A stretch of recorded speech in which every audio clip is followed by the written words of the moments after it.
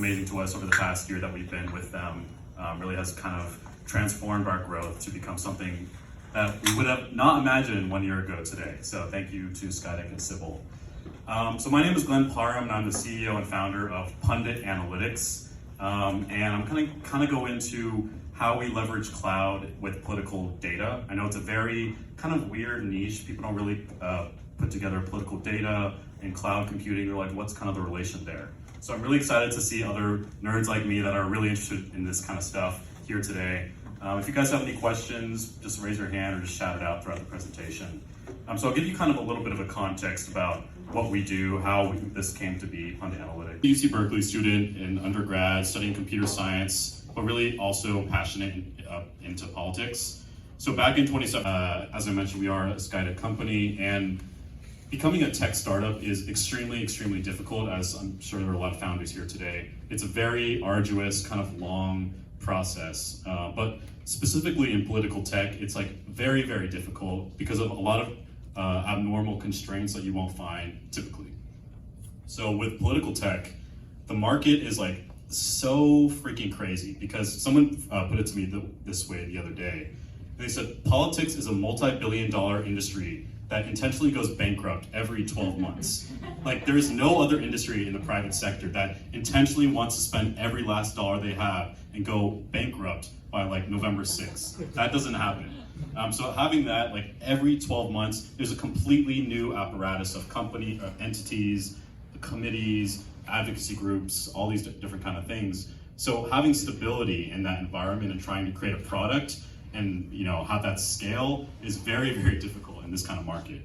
Awareness. So back in 2017, when I got into political tech and was really interested, Silicon Valley really did not care about politics. I think they're starting to come around to it today, I think, because now they see that tech has largely messed up politics to a great extent.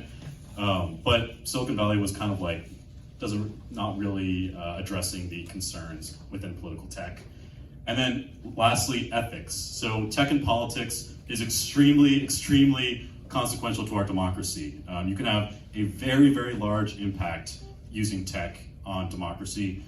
So that just kind of holds our standards to a much higher degree. So when we're making decisions as a startup, we can't just make decisions like left and right and fail fast, because if we fail, that could have like really bad implications on the way we live our lives. So that's been something that we've had to consistently monitor. Today, here's what we are. We are Pundit Analytics, and we automate political competitive intelligence. So it's basically like Crunchbase, but for politics, and way more insightful. From the ground up, we are politically oriented. And no, I'm not a Russian operative. I get that question all the time. They're like, are you, affiliated? No, we are. We're not here to disrupt the democracy or anything like that. We just want to make a lot of things a lot more transparent when it comes to campaigning. This is our website. This is our landing page. All right, so you're like, okay, cool. This is all awesome, but what does this have to do with cloud? This all sounds kind of like frivolous stuff. Something that I found out going into this the past couple months particularly is I realized just how time-sensitive politics is. It's like insane, because unlike anything in the private sector, the deadlines, which are the elections, are 100% immovable. Like in order to move the deadline or extend it, you would have to overturn a federal law, right? So the amount of time, the time is a really, really, really scarce resource, and that's unlike any other sector that's out there. And things change by the minute. Literally, there's a Democratic debate right now, I believe. And like over the course of the next 2 hours, you'll probably see 50 different things trending on Twitter. It literally changes by the second. So having that real-time component is like unbelievably important. And then there's a lot of data in politics, a lot of data, thousands of new data points every single second. But what is kind of difficult when it comes to the political sector is the political establishment, shall we say, is not really tech-oriented. They're not software engineers, they're not techies, they're largely in DC. So we can't just throw them a bunch of data and be like, all right, guys, here you go. They need to be able to interpret these insights and really understand what's going on and have those analytics be interpretable. So here's exactly why we need cloud, why it's so important. This maybe will go over a lot of people's head. We need it for real-time data ingestion. and graphical analysis. Sounds pretty cool, right? But let me kind of go into what that exactly means. So let's say our clients want to answer the question, how much money is Trump spending on his re-election campaign? So before, the way it would work when you wanted to look at intel is you would look at campaign expenditures from Trump's campaign over the last quarter. So FEC, the Federal Election Commission, they publish every single quarter how much each federal campaign is spending. So that's like how much they're spending on ads, how much they're raising, all that kind of stuff. But the problem is that this intel is pretty much useless because intel from like 6 months ago does not play into what's going on literally today, the past like 24 hours. So a lot of the data, it's great to run analytics and draft reports and that kind of thing, but it really doesn't serve any major benefit to people who want to make split-second decisions on the intel in real time.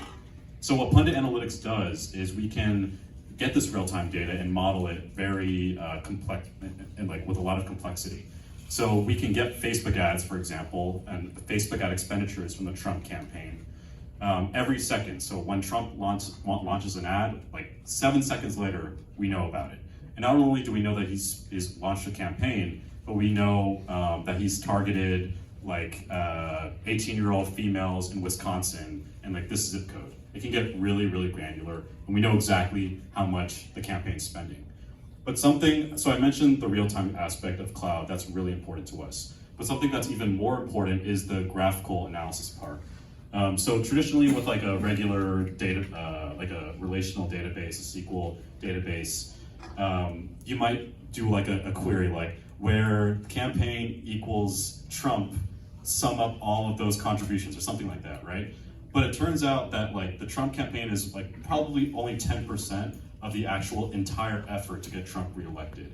So what that means is there's like a lot of political action committees or organizations, advocacy groups that might spend $1 million in the past 24 hours on getting Trump reelected. But it's kind of hard to detect that because everything in politics is so decentralized and really kind of all over the place. So with graphical analysis, we can perform real-time analytics and detect that, okay, Trump's campaign is spent $100,000 yesterday on Facebook ads, but also all of the organizations that the campaign is related to spend X amount of dollars on ads, and that's really, really important.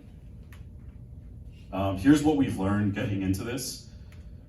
The gravity of our work is something that we continue to realize the importance of what we do and just making sure that all of our tech stack is really secure, and the cloud has been really, really critical in that because it's all really centralized. It makes it able to kind of partition authentication, that kind of stuff.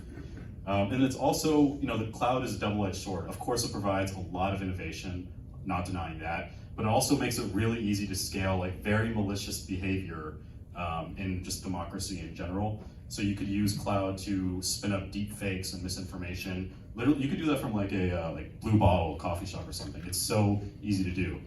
So that has been probably the scariest thing getting into this. We're not malicious players ourselves, but we recognize that it only takes one person to leverage cloud to do like a completely scalable attack against our democracy.